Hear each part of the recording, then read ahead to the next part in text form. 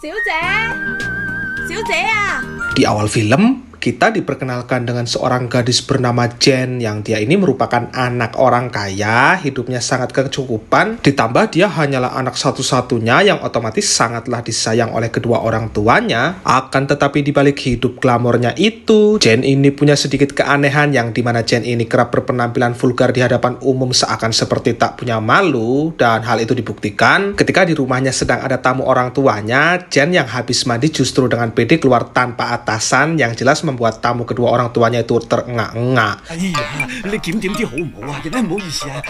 哎呀，唔好意思啊！ Setelah memakai baju yang benar, Jen bersiap akan berangkat ke bandara untuk melakukan perjalanan ke Inggris untuk studi bahasa di sana. Dan Jen diberi amanat oleh kedua orang tuanya agar belajar yang benar. Dan dalam perjalanan, Jen memandangi foto pacarnya dan terlihat Jen nampak galau karena harus berpisah dengan pacarnya tersebut. Di mana setelah sampai di bandara, Jen pun menemui temannya yang nanti akan berangkat bareng ke Inggris yaitu Amy. Terlihat Amy di sini ditemani pacarnya yang mereka ini tengah galau-galauan karena akan berpisah, dan entah karena kasihan atau galau juga, Jen justru memberikan tiketnya untuk pacarnya Amy. Lantas kemudian Jen pun pergi untuk menemui pacarnya sendiri. Dan saat sampai di parkiran inilah Jen mendapati ada pasangan suami istri yang istrinya hendak pergi juga, lantas meminta sang suami untuk jangan macam-macam. Tapi begitu istrinya pergi, suaminya malah menggoda si Jen, dan Jen pun juga mau meladeninya karena tahu istri orang itu balik lagi yang sudah pasti akan terjadi keributan setelah ini di antara mereka. 好車門未？開得車未？ Dan saat sampai di rumah si pria, lagi-lagi Jen membuka baju karena sumuk katanya, dan jelas saja itu membuat si pria terengah-engah. Tanpa sadar tak lama berselang istrinya sendiri datang yang membuat si pria jelas ketakutan. Dan setelah membuat pasangan suami istri itu ribut, Jen kali ini membuat sopir taksi harus menservis mobilnya di bengkel. Karena apa? Ya, karena sopir ini terlalu fokus melihat buah Jen yang terpampang jelas di hadapan matanya. Aduh, film foto iki cuk.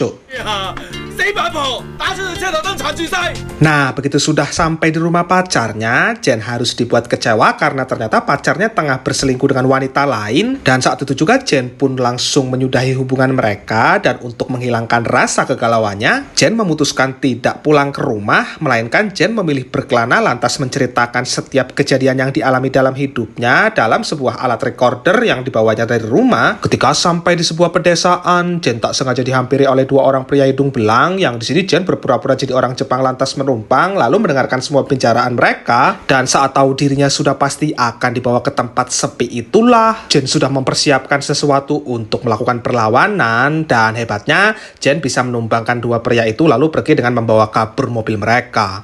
話得幾次喎！你個死八婆，冇再俾我見到你啊！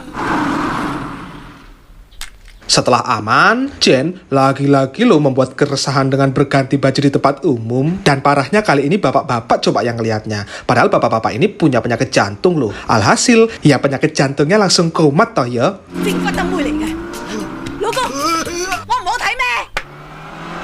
Nah, untuk membuat kedua pria hidung belang itu makin terkena efek jerah, Jen pun meninggalkan mobil mereka di depan pos polisi, sehingga hasilnya mereka pun ditilang karena sudah menyalahi aturan parkir sembarangan, apalagi parkirnya di depan pos polisi.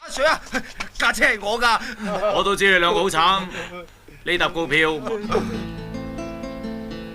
Keanehan Jen semakin berlanjut. Kali ini terjadinya itu saat Jen tengah menginap di sebuah villa, di mana Jen tak sengaja mendengar ada tetangga kamarnya yang tengah berhubungan, dan Jen ini justru sengaja mendekat untuk melihatnya secara langsung. Dan Jen dengan pedenya memakan jajanan mereka juga, yang tapi uniknya tetangga Jen tersebut justru santai-santai saja, dan perlahan mereka justru jadi teman. Gilanya setelah mereka selesai bermain bersama-sama, Mas Bewok meminta izin ke Jen untuk berhubungan lagi dengan pasangannya, yang Jen pun iya-iya saja. Dan Jen kembali jadi penonton sampai akhirnya Jen pun tertidur lalu bangun-bangun mereka sudah bersiap kembali ke villa. Lantas Jen kali ini tidak ikut mereka karena kebetulan Jen ini tengah ingin mencari angin terlebih dahulu dan bersantai sejenak di sini. Dan disinilah Jen bertemu dengan seorang pria bernama David yang seketika itu Jen pun langsung jatuh cinta pada sosok David ini. Dan karena dilihat-lihat David juga nampaknya suka dengan si Jen, David pun mengizinkan Jen untuk ikut ke rumahnya, dan itu cukup membuat Jen merasa senang. 參觀下，我上去沖個涼先。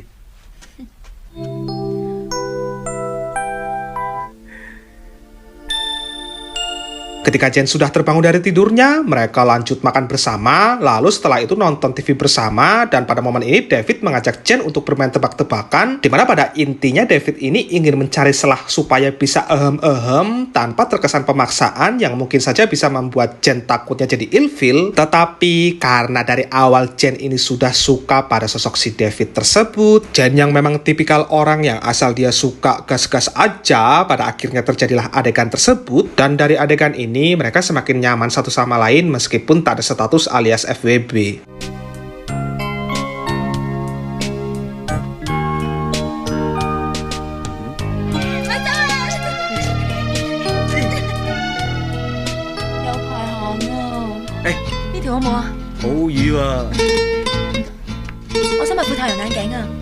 Baru saja sebentar merasakan indahnya jatuh cinta, David langsung diliputi rasa cemburu tatkala melihat Jen tengah digoda oleh pedagang baju di pasar. Jen di sini diberikan gaun serta kacamata secara gratis oleh pria tersebut. Bahkan Jen juga diajak ke karaoke nanti malam, yang oleh karena dia merasa suka, Jen pun mengiyakan ajakan pria tersebut tanpa memikirkan perasaan David. Di mana untuk tetap bisa menjaganya, David juga ikut, yang di sini David perlahan mengajak Jen untuk pulang, tapi Jen malah memilih joget bersama pria tersebut. Tak lama setelah itu datang dua orang pria yang waktu itu pernah dikerjai oleh si Jen, dan karena masih merasa punya rasa dendam, mereka berdua mengompori David dengan mengatakan Jen adalah PS Koi, dan mereka berdua pun sudah pernah main dengan si Jen sampai berulang-ulang kali. Merasa hatinya amat sangat kecewa berat, ditambah David tak sengaja melihat Jen sudah berada di room dan digoda pria itu. David pun langsung pergi, padahal si Jen sejatinya juga menolak ajakan pria itu tanpa David ketahui. Nah, karena diusir inilah Jen memutuskan balik lagi ke pria itu, hingga akhirnya mau juga diajak meskipun nggak sampai bener-bener kejadian karena pria itu belum main pun udah keburu keluar duluan. Ya, bahasa halusnya itu ejakulasi dini lah. Karena dirasa tidak bisa membohongi perasaannya, Jen balik lagi ke David lalu meminta maaf, dan Jen mengungkapkan semua isi hatinya pada David, yang tapi sayang David belum bisa menerima Jen lagi, hingga akhirnya Jen pun memutuskan pergi. Lalu Jen kembali menyewa tempat tinggal, kali ini adalah sebuah hotel mewah, dan Jen mulai membuat keanehan baru dengan sengaja mendekati pria tua ini, lalu ecak-ecak mau diajak main. Dimana pada saat dalam perjalanan ke kamar inilah pria tua itu baru sadar kalau dirinya hanya dikerjai saja, yang dimana Jen tiba-tiba meminta tolong dengan mengaku ingin dipaksa oleh si pria tua, hingga pada akhirnya pria tua itu pun dipukuli. Dan setelah puas dengan segala keabsurdannya itu, Jen pun kembali berjalan, dan dia tanpa sengaja bertemu dengan Mas Bewok yang sudah putus. Lantas di sini Jen dinasihati Mas Bewok tentang percintaannya dengan David, yang kata Mas Bewok, kejar Jen, kejar kalau udah cinta mah.都咁大個女啦，中意咪揾佢咯，無謂你等佢，佢等你。好啊，拜拜。拜拜，小姐，一個人行好悶噶喎。Pada akhirnya, Jen pun kembali lagi ke rumahnya David, yang tapi rupanya David juga tengah asik-asikan dengan wanita lain. Alasan David melakukan itu karena katanya untuk pelampiasan, yang entah karena sama-sama cycling atau bagaimana. Jen terima-terima saja, bahkan Jen mau menunggu David untuk menyelesaikan olahraga dengan wanita itu. Dan selanjutnya, film pun ditutup dengan komitmen mereka berdua yang berjanji akan selalu setia tanpa ada keabsurdan seperti sebelum-sebelumnya. Lantas setelah itu film pun... 喂，你哋入房食得啦，我食自己。 tamat. Satu kata buat konten kali ini, film apa ini?